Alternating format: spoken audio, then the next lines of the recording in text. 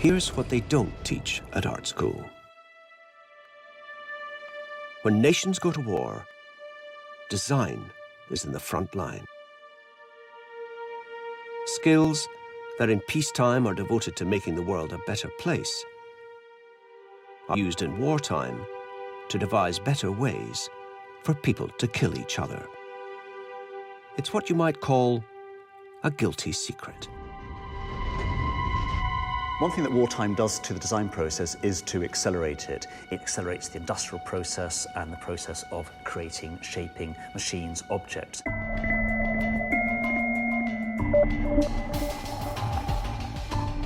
The Second World War was a global clash of politics and ideology.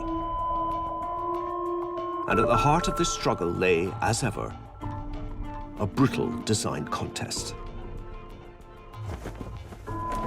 Our instinct as regimental soldiers at that time was, we're not going to stand much of a chance against this sort of thing.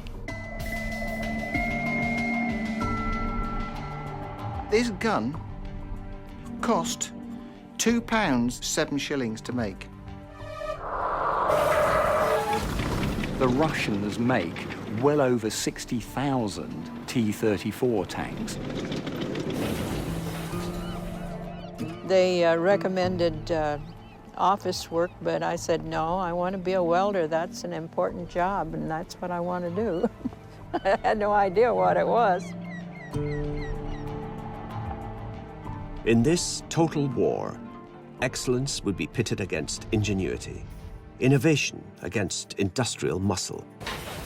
At stake was not just the fate of the world, but the shape of the world to come. So this chair is sort of the payoff for all the work that they did during the war. People always look at this chair and say, God, it looks uncomfortable. And I always say, you know, well, have a seat. And then when you sit in it, it's just great.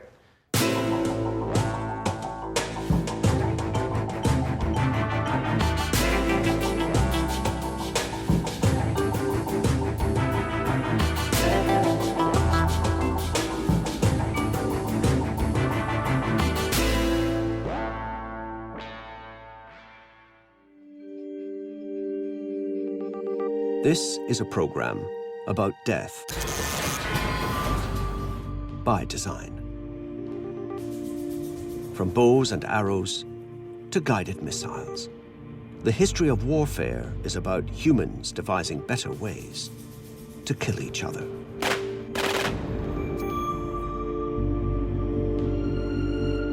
Most of the popular interest in war, of course, particularly in the Second World War, is about battles, about heroes, about dramas.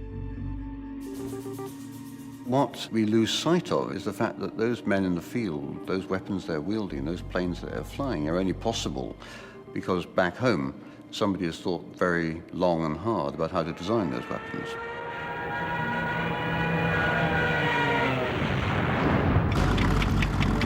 In the lead-up to the Second World War, no one thought as deeply about the strategic power of design as the Nazis. From the moment of their takeover in 1933, they retooled Germany into a military machine designed to deliver the 1,000-year Reich. You can't explain the success of the Nazi regime in conquering most of Europe in a very short time unless you understand that use of design in some very sophisticated ways. The Nazis inherited an industrial base that already boasted of the superiority of its products through design. Supremacy ripe for appropriation by the self-proclaimed master race. But Germany hadn't always enjoyed such a reputation for excellence.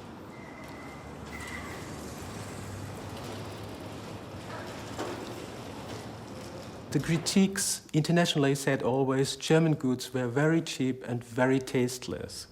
And so the weapon could be seen as an early lobby group to change this reputation in Germany that everything which comes from Germany is just bad. Founded in 1907, the Deutsche Werkbund was committed to overturning this embarrassing reputation. Leading by example, its members set out to redefine the meaning of made in Germany. This is a water kettle designed by Peter Behrens for the company AEG in Germany.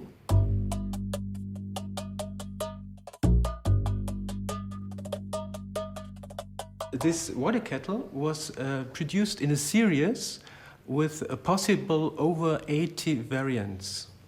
There are 3 different uses of metal, 3 different shapes, 3 different sizes, and 3 different ways of how the surface is formed. Peter Behrens' work for electrical company AEG was a landmark project. It was about far more than kettles. He created a new AEG typeface, branding for its products, and even designed its factories. A corporate identity overhaul, the first of its kind.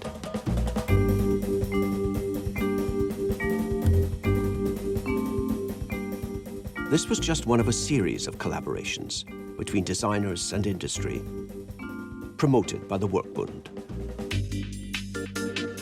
that championed this integrated total design for the modern age. In the Werkbund, there was the idea, if you want to put forward the industrial production of goods, you also have to think about how it looks like and what signature it could have.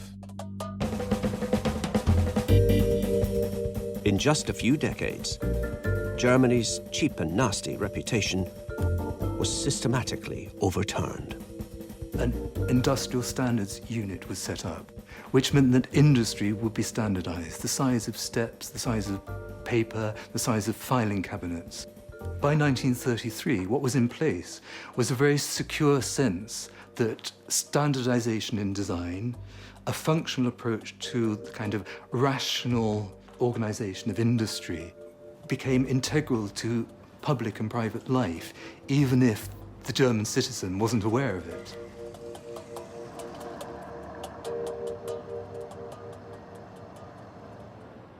But there was one piece of industrial design from the early 1930s that no German citizen would miss.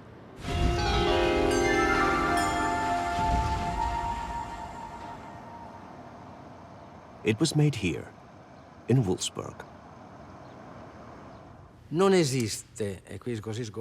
There is no other product. Let's be clear about this. There is no other product that is as complex but as simple to use as a car.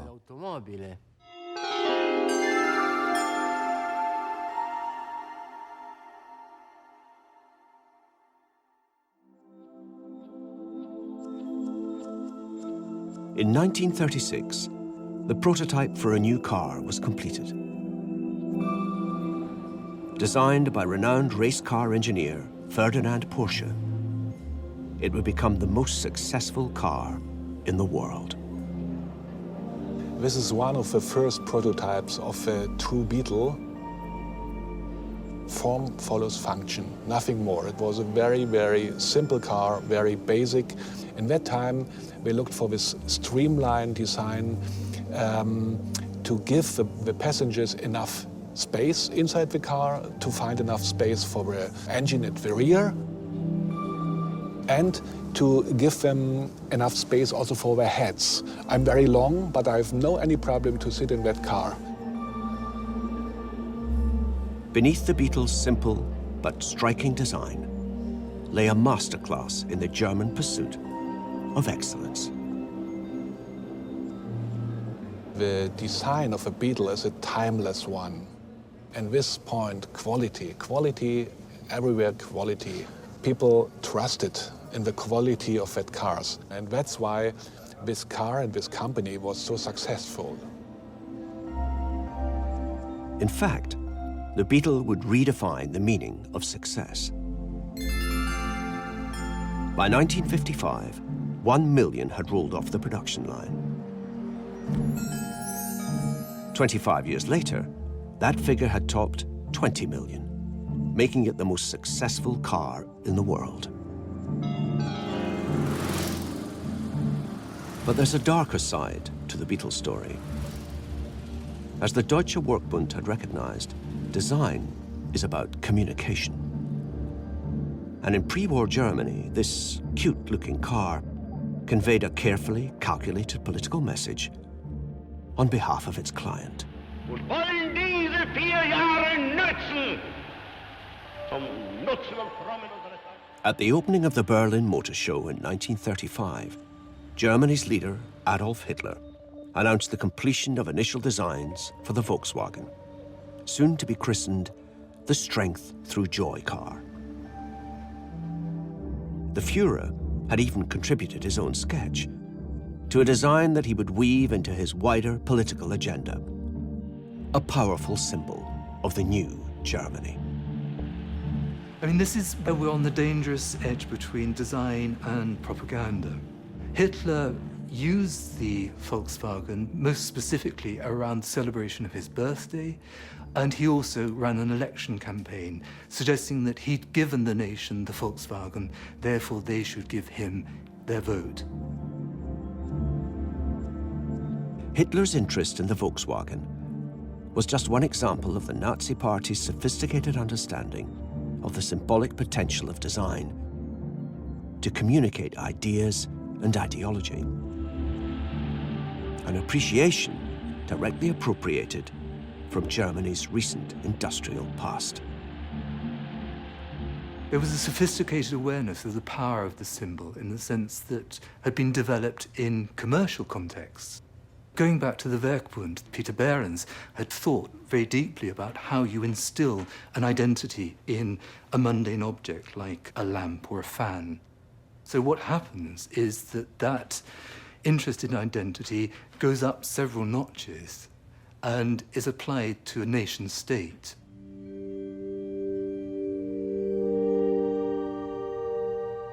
Imagery, aesthetics, branding, call it whatever you like. The whole thing can be seen as an early, extremely powerful and very sinister essay in what's now known as corporate identity.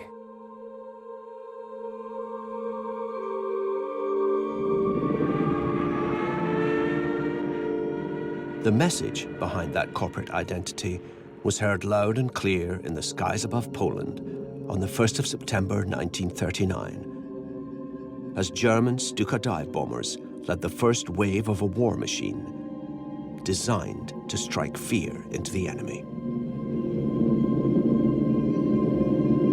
As if it's not terrifying enough to find a Junkers-powered dive bomber speeding towards you at 600 miles an hour and about to unleash its 500-pound bomb. There's also this terrifying siren noise.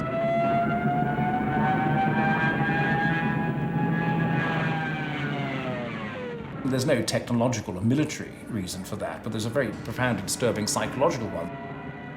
There is a relationship here, a design relationship, between the quality of the weapon and the amount of fear or awe it's likely to inspire in the troops as we're having to face it. They wanted to give a sense of power. They wanted to look not just military effective, but they wanted to overawe their enemies. It took just 9 months for the German war machine to blitzkrieg its way to the coast of France. Pushed out at Dunkirk and facing imminent invasion, the British were forced to rethink their approach to design.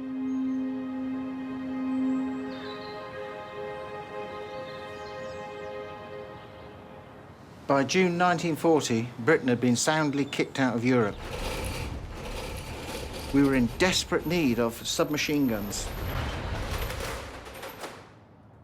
And on the 12th of December, 1940, a man called Harold John Turpin sat at his kitchen table and designed this, the Mark I Sten gun.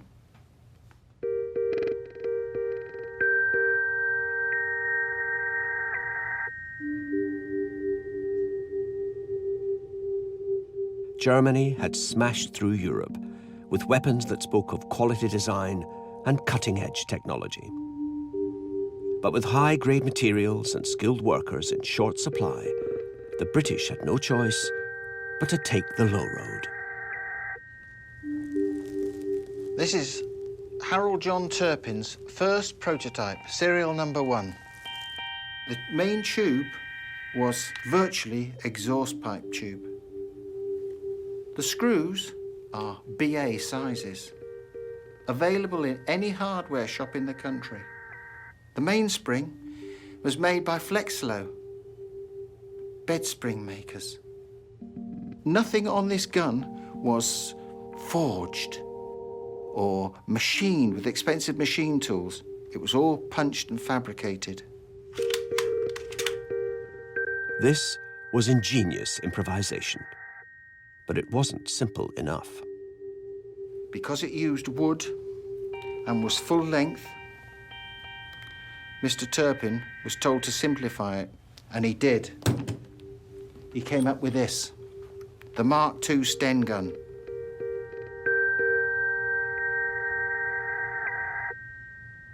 Easy to assemble and use. The Mark II was a flat-pack submachine gun. This gun cost £2, 7 shillings to make. It is cheap and it is nasty, but it does exactly what it was made to do. Issued to troops at home and parachuted into Nazi-occupied Europe by the thousand, the Sten became the signature weapon of Allied resistance. And it signified a radical departure from the traditions of British design. Push it down and back. The Sten gun emerged in Britain immediately after the withdrawal of the British troops from France after Dunkirk. And in a way, it was a great shock for Britain to have to learn to design instantly, rapidly, just like that, and to get away from a comfortable, old Victorian, Georgian, craft-skilled world into one of brutal mass production. But the British learned, for a need for survival by instinct partly, to tighten up the design process, to get rid of some of that beautiful craft. When you get to a Sten gun, this is now design, manufacturing that can be just produced like that. I mean, you can produce them as fast as you can fire them almost. And so that intense simplicity made it could be manufactured by anyone from Polish underground resistance workers to the smartest old factory in Britain. A factory, for example, like this one, in South London, whose pre-war output was a world away from military hardware.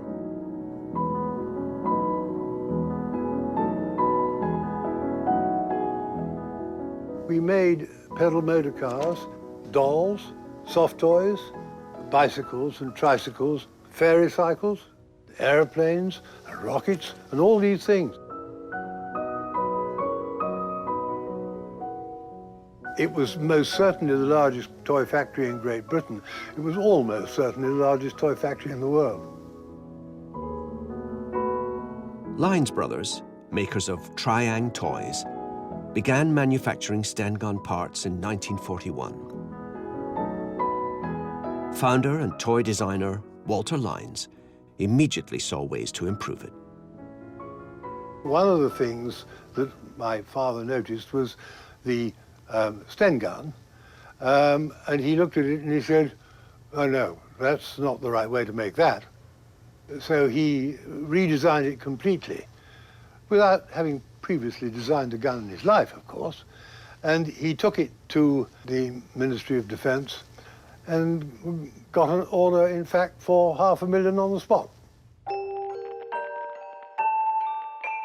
Thanks to the toy maker's refinement and the skills of the Triang workforce, the number of parts was reduced from 69 to 48. And production costs for the Mark III fell still further. A welcome case of more bangs for your buck. Well, in order to make good things, you've got to, in fact, develop things down to a degree of simplicity, and that takes a great deal of know-how. You know, being a designer, I'm a bit of a one myself, but I'm not here to talk about that. But you have to understand how things are made and what a tool or a machine can do. But the make, do, and mend approach came at a price. Many soldiers hated their Stens. They had a tendency to misfire if dropped, jam at critical moments, and their aim was reputedly less than true.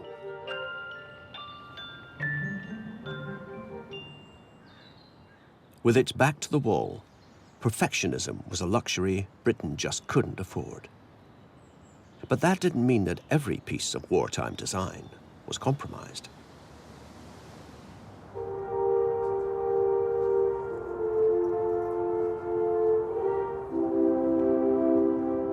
While the toy makers of Merton churned out the unloved Sten, furniture makers in the home counties were occupied with a thing of real beauty. There was a whole workforce of carpenters, woodworkers who weren't really being utilised in the same way that all the metal workers were.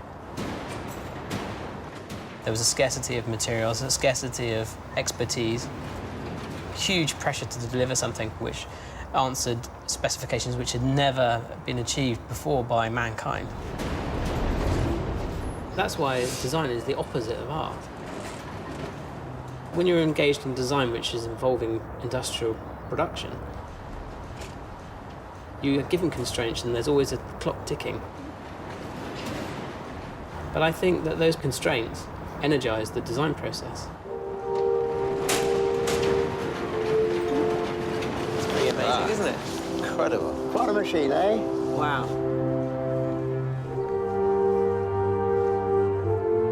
Edward Barber and J. Osgoby run one of Britain's leading contemporary design companies. Today, they've come to see a groundbreaking piece of aviation history. One which rewrote the rule book.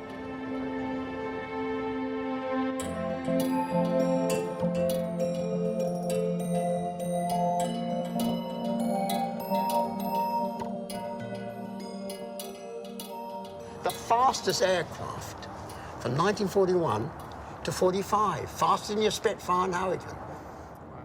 The Mosquito was known famously as the Wooden Wonder, a very high-speed, twin-engined aircraft that would be unarmed. It would be an unarmed light bomber. And the reason it was unarmed was to keep weight down, but it would fly so fast and so high that it could whiz off to Berlin, bomb the Germans, and whiz back without being intercepted by German fighters. If you tap that, you feel it's all wood, timber. It was the first truly dynamic, ultra-high-speed, modern warplane made of wood. The finest piece of furniture this country's ever built. Flying furniture.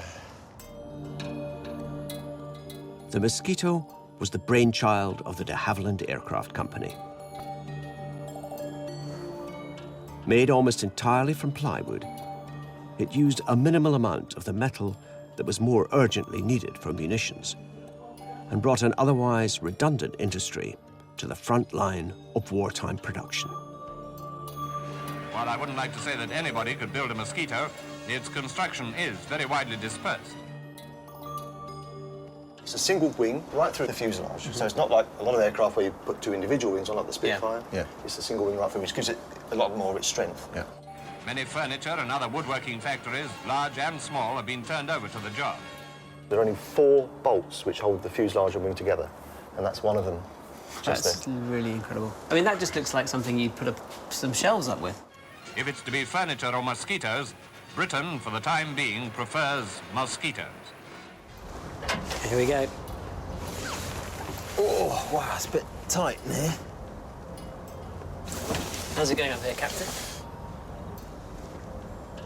It's really, really cool. The Mosquito was an ingenious and effective design solution to the shortage of strategic material. pretty flimsy, isn't it? But without the obsessive tenacity of its designers, it would never have taken off. What's that for? That must be the throttle. The Air Ministry wasn't really impressed with the Mosquito when Geoffrey de Havilland took it, to the boffins at the Ministry. When the first one flew in 1940, there's a wonderful film that you can see of the first plane flying. Actually, it's taking off for the very, very first time, this wooden wonder. And you can see the Air Ministry buffs and the RAF top brass looking at it, virtually their hats being blown off, saying, gosh, old de Havilland was right after all.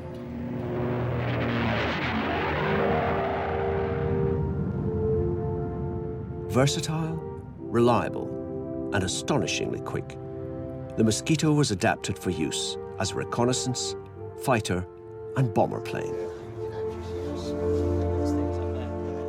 It traveled at over 400 miles per hour, much faster than the larger bombers, but delivered a payload comparable to the Flying Fortress, consumed less fuel, and used fewer crew.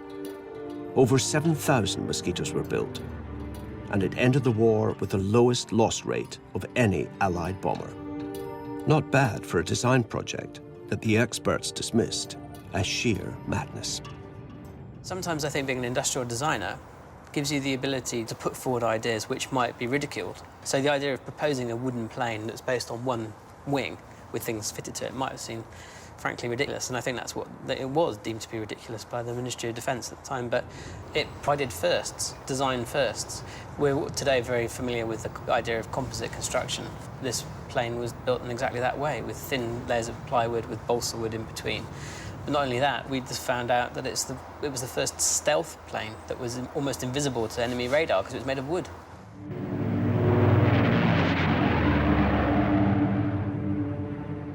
Bed spring manufacturers, toy designers, furniture makers. This was the secret army that kept Britain in the war.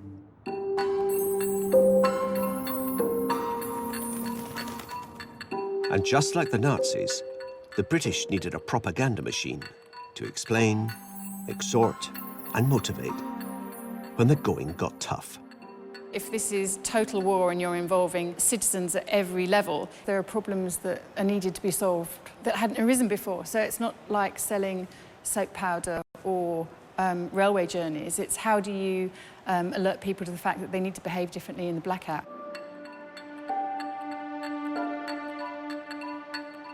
How do you alert people to the fact that they shouldn't touch unexploded bombs?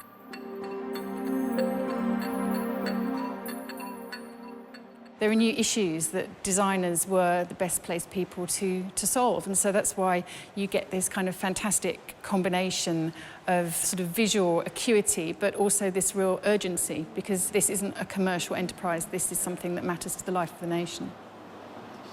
Public information posters, just like all other areas of public life, were brought under state control.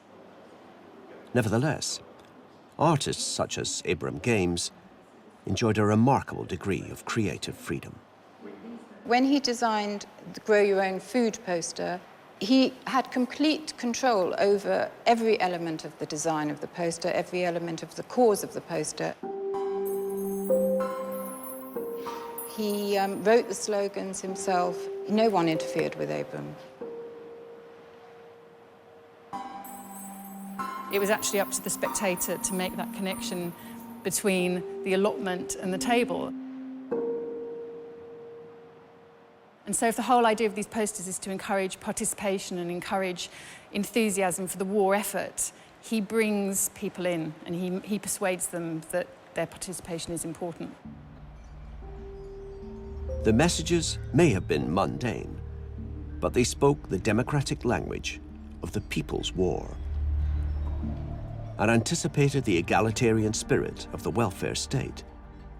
They were graphic expressions of a new British identity that was being forged by war, even though many of them were the work of foreigners.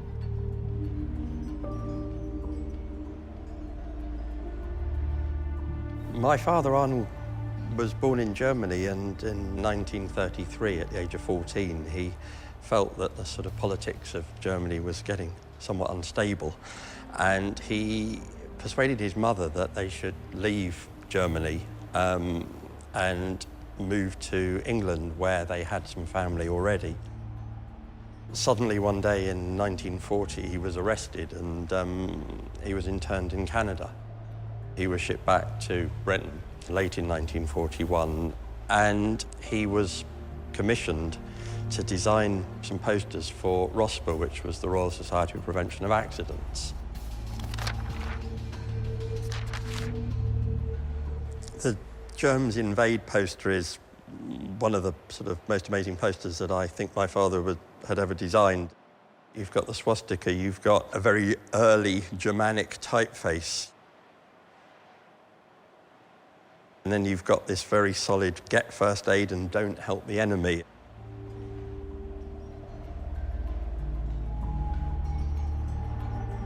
There are a lot of meanings sort of within this poster. And this was a year or so after he'd come back from being interned in Canada, which from my memories of him talking about it was not the most pleasant place to have been.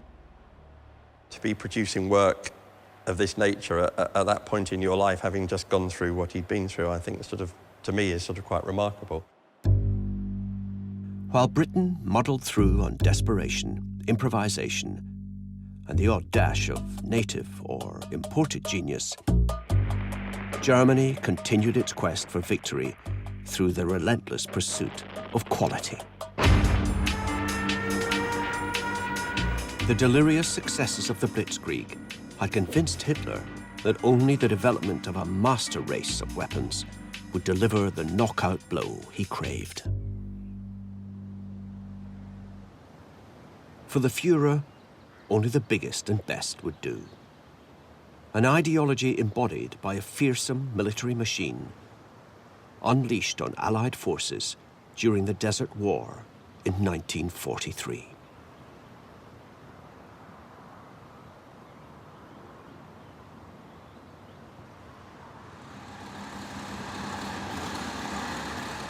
We knew what we were going to do, we knew what the enemy was, or we thought we knew what the enemy was and where it was. And we went in 2 troops up. My troop, which was 4 troop on the left, and 3 troop, led by a friend of mine, Alan Lott, on the right. Everything was going smoothly, and we were trudging along quite happily, when there was an enormous explosion on the right side, and I saw Alan Lott's tank blown up, and he blown out of the turret. A massive burn, he was terribly burnt. Well, before I had any time to do anything at all about it, my own tank was hit. It really didn't affect me all that much. What did affect me was seeing Alan Lott in his condition and that feeling of guilt that I'd survived and he hadn't. In fact, I think I could say that I went back to my bivvy that night and had a thoroughly good cry. Peter Gudgeon's battalion had been unlucky. It had run up against one of the most advanced military weapons of the war, the Tiger I tank. Only one working model survives today, and it's the very same vehicle that killed Peter's friend 70 years ago. Tiger tank number 131.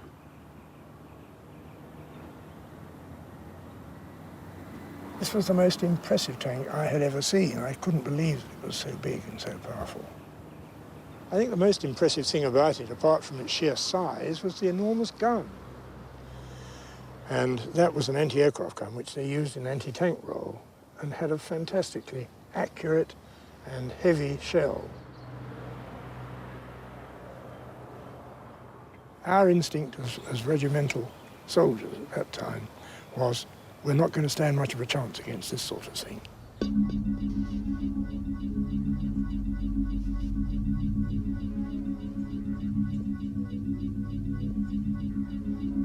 The formidable Tiger was the result of a design competition initiated by Hitler between people's car designer Ferdinand Porsche and engineering firm Henschel. On this occasion, engineering muscle prevailed over design brilliance, and Henschel's design was unveiled on Hitler's birthday in 1942. The Tiger tank was a fearsome legend in its short life. It was a machine that was truly feared by its enemies.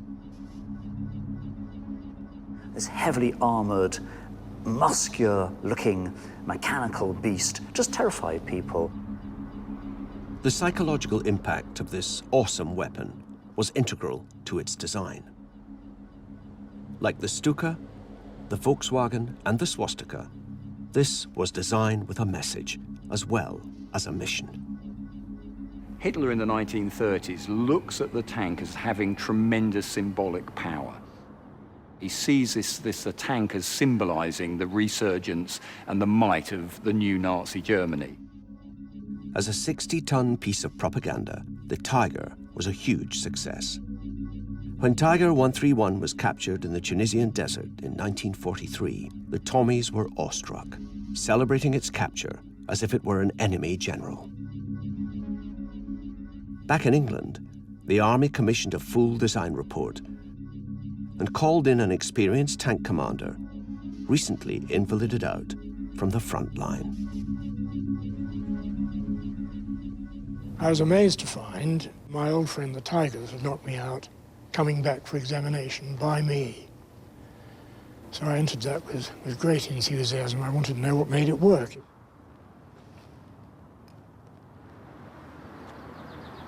It is beautifully engineered all the way through. The sheer detailed design they put into it. The steering gear, the transmission, the gearbox, the suspension, all the torsion bars, the way they'd machined all the armour faces before they welded them together. Beautifully engineered, very solid job, but a waste of time. There was that tradition in German engineering and design where the most sophisticated was the best, and they just could not stop it. And the problem for the Germans was this, that they came up with these ideas for ever more powerful, ever more sophisticated tanks. But to do that, they required ever more time to think them through, ever more engineering skills, ever greater cost. At a cost of 250,000 Reichsmark, the Tiger was more than twice the price of any German tank to date. It boasted power steering, sophisticated transmission, even a fully illustrated owner's manual. But in the grinding war of attrition that developed since Hitler's invasion of Russia, it was a luxury item. The design philosophy behind the Tiger is very much, let's have the best, most powerful vehicle. The downside of that design philosophy is the amount of resources the Tiger takes to make. Would you be better off building something in larger quantities that's a lot cheaper?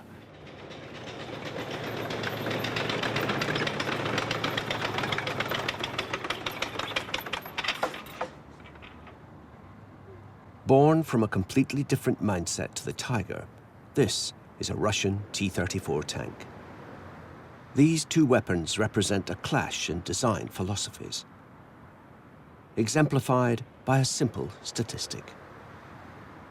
They only actually make 1,300 Tiger I tanks.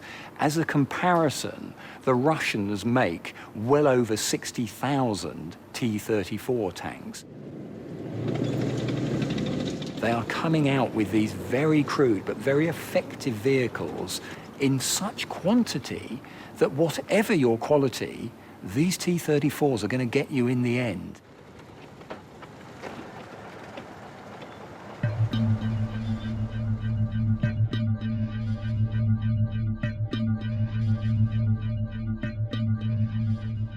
As Joe Stalin put it, quantity has a quality all its own. And the wartime production of T-34s proved him right. Vast factories relocated beyond the reach of the advancing Germans turned out T-34s by the thousand. At staggering speed, under brutal conditions. the spirit of the Gulag, fused with the technical know-how of the car-making capital of America, Detroit. In the late 1920s, Stalin realized that he needed to industrialize the Soviet Union. It was still essentially a pre-industrial society. They realized that the way to do that would be through the application of Fordism. So, however bizarre it may sound, Soviet economic planners came to Detroit. And they enthusiastically imported these ideas back into the Soviet Union. To the extent that the architect Albert Kahn, who designed all of Henry Ford's factories in Detroit, opened an office in the Soviet Union and designed something like 300 factories in the 1930s. Just 3 months after Tiger 131 had blitzed Peter Gudgeon's battalion in North Africa, German ground forces were swamped by thousands of T-34s at the Battle of Kursk, the largest tank battle of the war.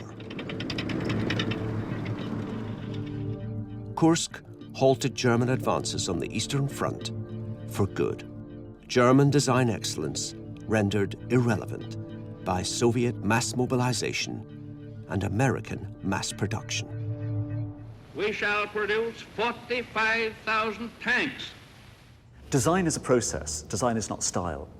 The key thing that the Americans understood is just that. We shall produce 60,000 planes. When you set out to design any object, whether it's a gun, an aircraft, a ship, a locomotive, a uniform, a pair of shoes, you think of not just the end product, what it's going to look like, you think of how you're going to make the thing.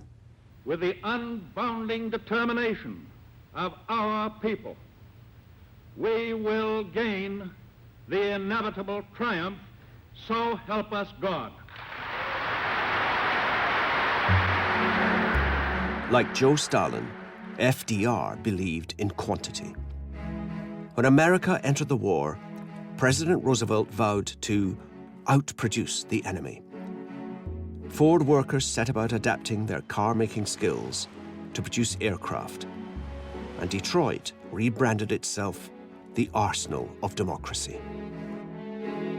Ford promises that he will set up the most extraordinary mass production facility of all, a huge aircraft production center at Willow Run, where he wants to produce B-24 Liberator bombers, and he wants them to roll off the line like a car once an hour. And by the end of the war, that's what he's achieved. A finished aircraft once every hour.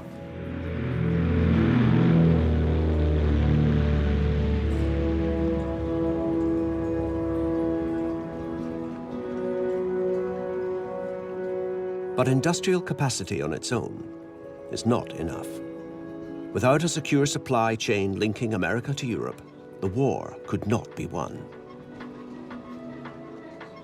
And in 1942, German U-boats were sinking Allied cargo ships in the Atlantic faster than they could be replaced. Some of the rates of losses early in World War II were shocking. It didn't look like anybody could keep up with that kind of a loss, but we did. It took a designer of genius to come up with a solution. Shipbuilder William Francis Gibbs jettisoned centuries of tradition with a design for a cargo ship that could be mass-produced, just like a Model T or a T-34.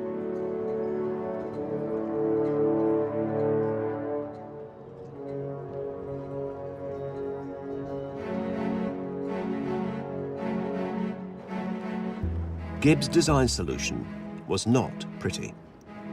Roosevelt called it a dreadful-looking object.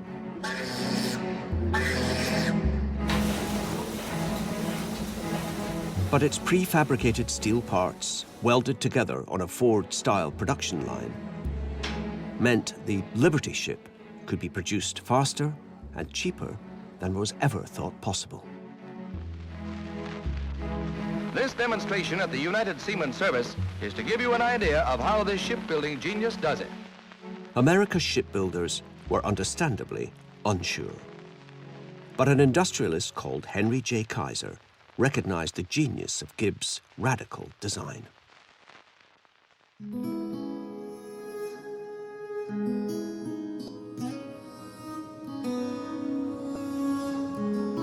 In Richmond, California, Kaiser built a Liberty ship production line that made him a hero of the American war effort and transformed the lives of thousands of unlikely shipbuilders.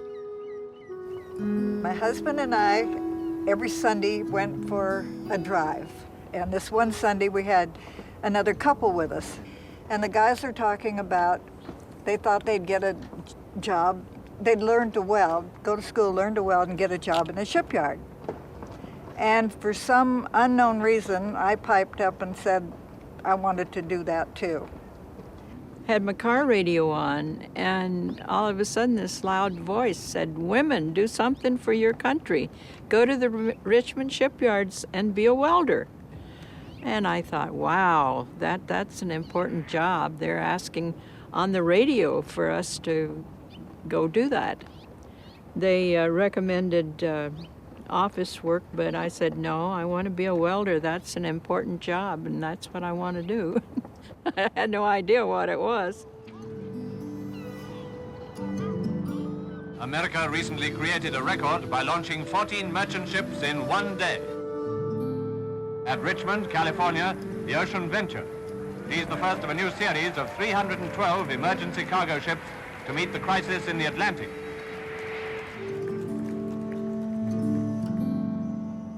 I never saw a ship. We just were part of the process of parts going together. And my first job was tacking little flanges on for the cranes to pick up the pieces of steel, which is pretty nervy, you know. Here's a first day on the job and you're welding something that's really important. You had a kerchief tied around your neck real tight. That was to prevent the hair from getting burned from the sparks. And then this was the welding hood that we put on. And then this was the rod we used to weld with. And we would put it in here. You had to rotate all the time, keep it moving.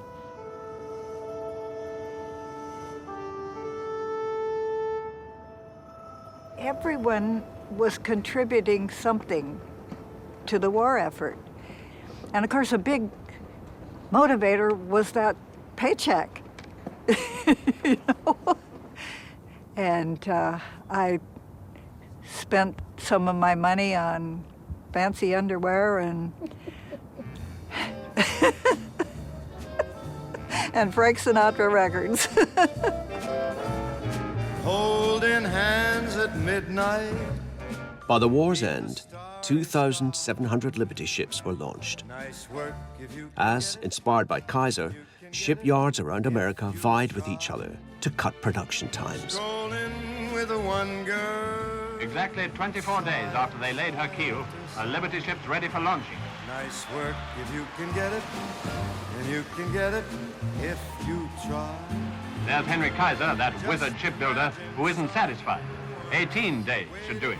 And with Henry J. Kaiser, he sees a new record, a prefabricated Liberty ship which had been put together in 10 days. And with the launching of the Robert E. Perry, Kaiser's men send a prefabricated ship down the ways in 4 days, 15 and a half hours. Victory can be prefabricated, says Henry Kaiser. The Axis sneered at our production might, but it's haunting their dreams today.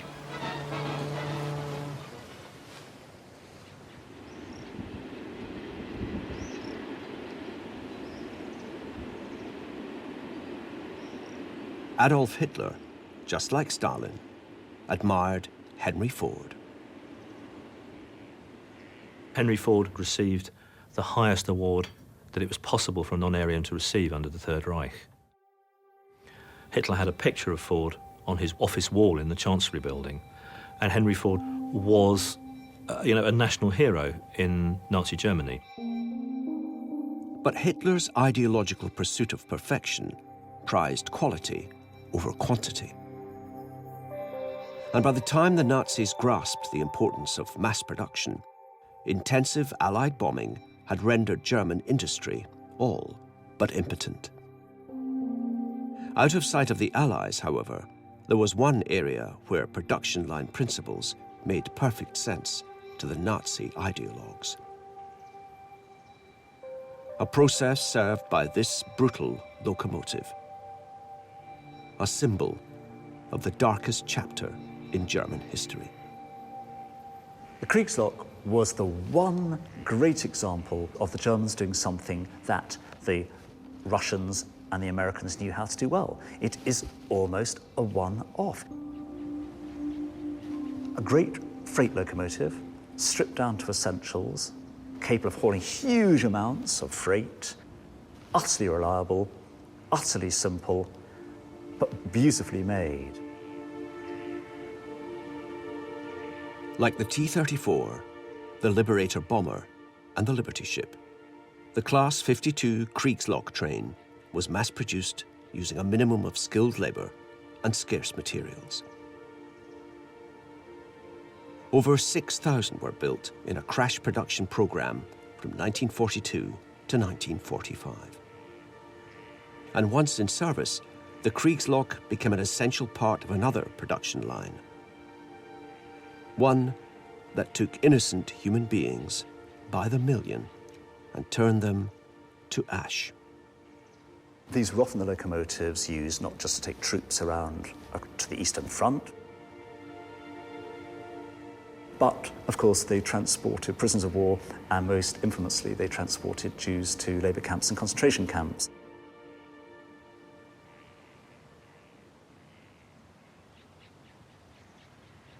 Between 1941 and 1945, the Nazis murdered more than 3 million people in extermination camps. The mass production of death. The production line principle is clearly at work in the way in which live human beings were shipped into the death camps, killed, and then their kind of mortal remains disposed of.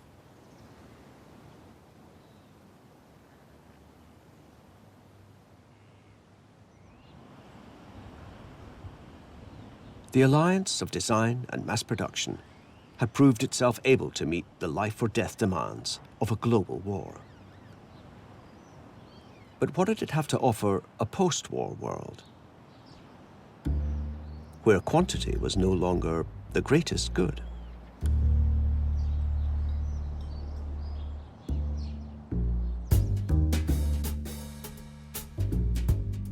People always look at this chair and say, God, that looks uncomfortable. And I always say, you know, we'll have a seat. And then when you sit in it, it's just great.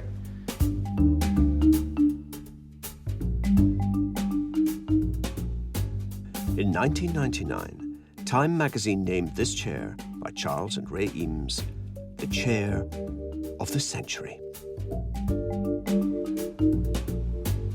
The lounge chair wood was the Eames breakthrough moment, and the springboard for a range of furniture that would express the optimism of the post-war world. But this work evolved directly from their experience during wartime, and a deceptively simple question. Well, you look at this chair, and it's actually a very simple chair. It's very elegant. It's actually not a very well-known chair, but I think it's a very important chair. And it, you know, may look kind of unassuming in a way, but it's the beginning of a journey.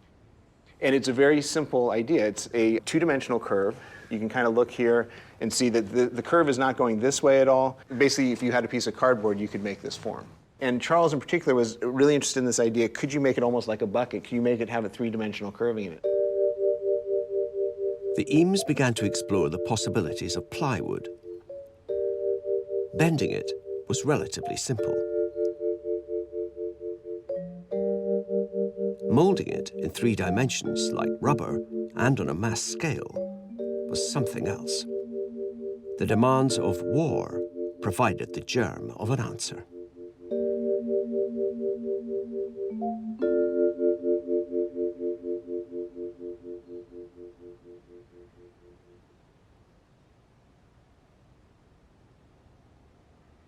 So, you know, sometimes people look at this thing and wonder, what is it? But actually, when you look at it this way, the combat boot would go here, and you'd be able to put it on like this, and it's modeled on Charles's leg, but with a lot of room for variation.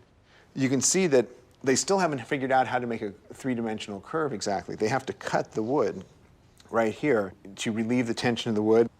They also have all these holes that also relieve the tension of the wood so it won't splinter. So they're right in the middle of understanding what it takes to mold plywood.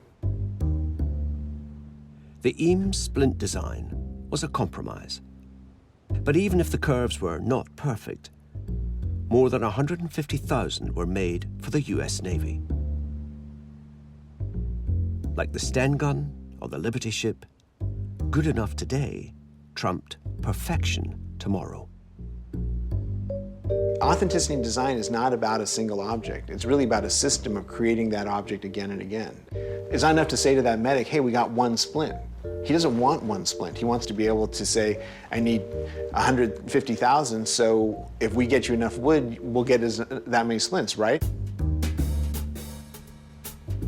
From leg splints, the Eames turned to seats for gliders and aircraft parts, refining and perfecting their molding techniques.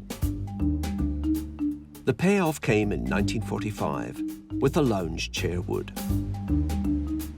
A swords into plowshares moment, and a modest but unmistakable signal that the war was finally over.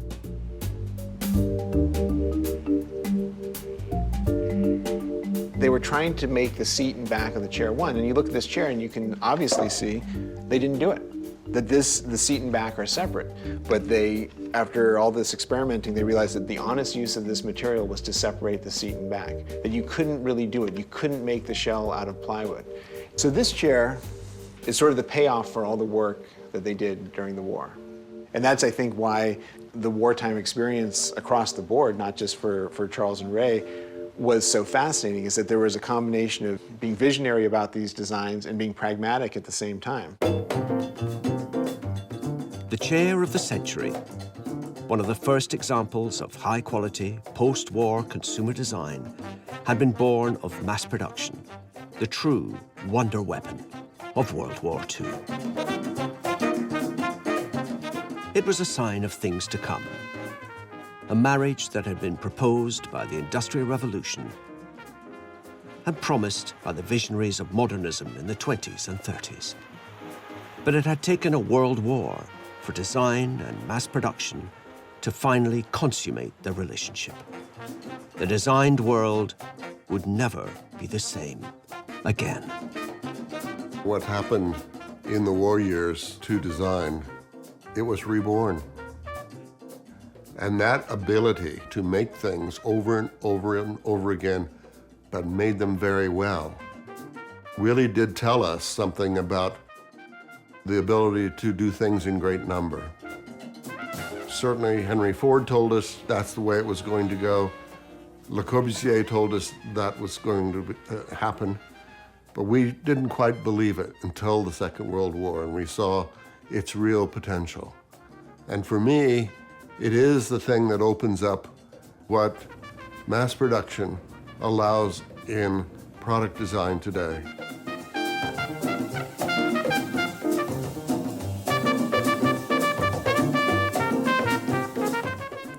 Part-time vicar Peter Owen Jones is overwhelmed with gifts from cakes to dead ducks. How to Live a Simple Life concludes in an hour. Before that, a semi-final with a difference. 5 contestants compete for one last place in the final of Mastermind, next on BBC Two.